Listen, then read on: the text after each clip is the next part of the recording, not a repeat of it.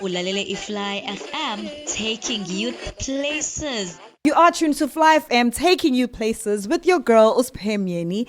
And we're about to get into a very amazing interview with Ncazelo Mlilo. She's already on the line. She's straight out of Johannesburg, recently back from London. Please let us welcome the phenomenal mental health advocate, internationally recognized therapist, and now award-winning global change maker. Ncazelo, we welcome you, and I hope you can hear us from studio.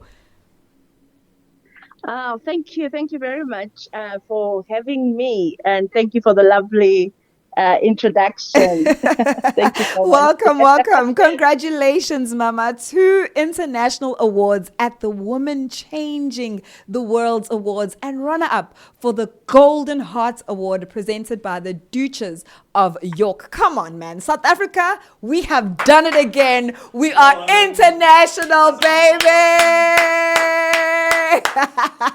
Ncazelo, we are so happy to have you here with us. We are so honored. I mean, Your Highness. You talk a lot. You talk a lot about Afrocentric healing and narrative therapy. For those of us that are not in the therapy world and know about these terms, what does this really mean? This really means that the work that we do is about planting seeds of hope in people's lives. The methodologies and the approach that we use in mental health and counseling is about helping people to tell their stories in ways that make them stronger. So this whole idea of a narrative therapy is really talking about using stories to help people to heal and to recover from the effects of trauma. Oh, wow. And so so that's what we do. Oh, wow. That's lovely, man. That's absolutely lovely. Your Tree of Life methodology is being used over 60 countries. Man, that's more stamps than most of us have on our passports. How did you achieve that? Where did you even start? So the way that I achieved this is that my journey started off with working with children affected by HIV and AIDS. Okay. And witnessing a lot of the trauma, the challenges that they were experiencing.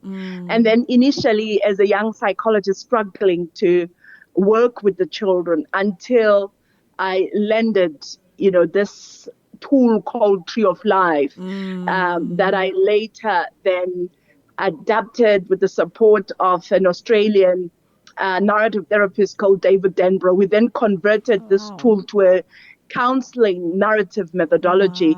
So it just involves using the tree metaphor to help people to tell their stories. People are invited to draw a tree, and then each part of the tree represents something about your life. Your roots, the roots of the tree, where do you come from, your history, things from your culture that make you strong, the ground, what you like to do, the trunk, your skills, your leaves, important people, and so on. And so we invite people to then tell these stories. And the whole idea is that we know that people have problems, they have trauma, but there's more to their lives than the trauma stories. So Tree of Life helps people to tell other stories, stories that are life-giving, stories that are hopeful, so that people get to know more about the skills that they have, their hopes and their dreams.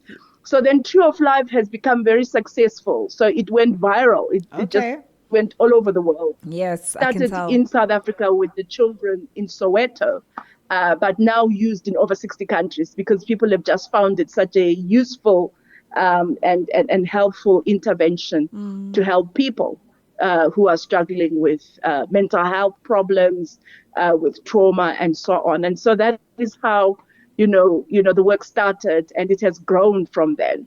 Wow. Wow, that is absolutely inspiring, man. You're not only changing lives, but you're saving lives, man. This is beautiful. It's beautiful to witness, and I'm so honored to actually have you on this line with us. You are international, so congratulations once again. Thank you. Thank you very much. Share with me. What is it like being recognized internationally? Do you feel you received the same level of recognition back home? I think it's an honor. It's very humbling. Yeah. It and I suppose what makes it very special is that I am African, and that Africa Yes. is being acknowledged for contributing to mental health, Yes. not only in South Africa but at a global scale. Yeah. And so people looking to us to learn what we do to bring healing into people's lives. So I would love this work to be more recognized locally, Yeah, to be true. supported locally, and to have more people in our country access, Tree of Life and the other methodologies that we've developed. Because, as I said, our work is Afrocentric, creating African solutions for African issues. But I'm glad that the world is looking at us and saying, well, we got the gold, so we won. We're the first in this particular category. Yeah. And I think that's very significant because people always say mental health is not an African thing, but we are saying as Africans, we can actually lead in helping people Yeah. to heal. And so that's a good recognition that we got. Yeah. Definitely, definitely. And I really do hope this goes viral here in Africa because, man, siyagoa as a country, not only as a country, but Africans in general, siyagoa, and there are things from the roots that need to be addressed, man. And we need this mental health. And this is a beautiful, beautiful movement. I really do hope it does go viral. But I am sorry, I have to ask, did the Duchess of York give you a royal high five? She did. She Yeah, did. It was yay! so fantastic. It was extremely amazing to have her hand me a golden heart award. I was not expecting that. So I came up with two awards. Yeah. One was for Paula, Okay. the organization that I run in South Africa. So we came first in the world, Amen. People's Choice Award. And then the other one was for women in counseling and therapy services. That's the other one. Oh, And then the wow. Golden Heart Award given by the Duchess was a totally, I mean, it was a surprise. I was not expecting it. And so that made it beautiful. But when I met her for that time that I was with her, she said, I want to come to South Africa. I want to come and see your work. And I said to her, well, come and see what we do. And so we might host it in the future, but it was so fantastic to have that level of recognition and to meet the Duchess. Oh, wow. Yeah. Oh, wow. Sorry, Your Royal Highness. We are so honored to have you. Yeah. That is absolutely amazing. So, what's next for you from here? Any big plans? Anything you'd like to share? Anything that we need to know? What's next from here is that we want to grow more and more trees. Our work is currently largely in Gauteng. We want to grow into other provinces, and we are looking for, corporations, businesses, companies, partners to invest in mental health. I think there is need for more investment in mental health. The challenges that we have as a country, the unemployment, young people struggling to find themselves in the world, the gender-based violence that we have in our country. We are clearly a community that needs mental health, and we just Definitely. need more investment. We do a lot of work in schools with young people. We want to spread that work that we are doing. We are supporting teachers to be trauma-informed and schools to be trauma-informed.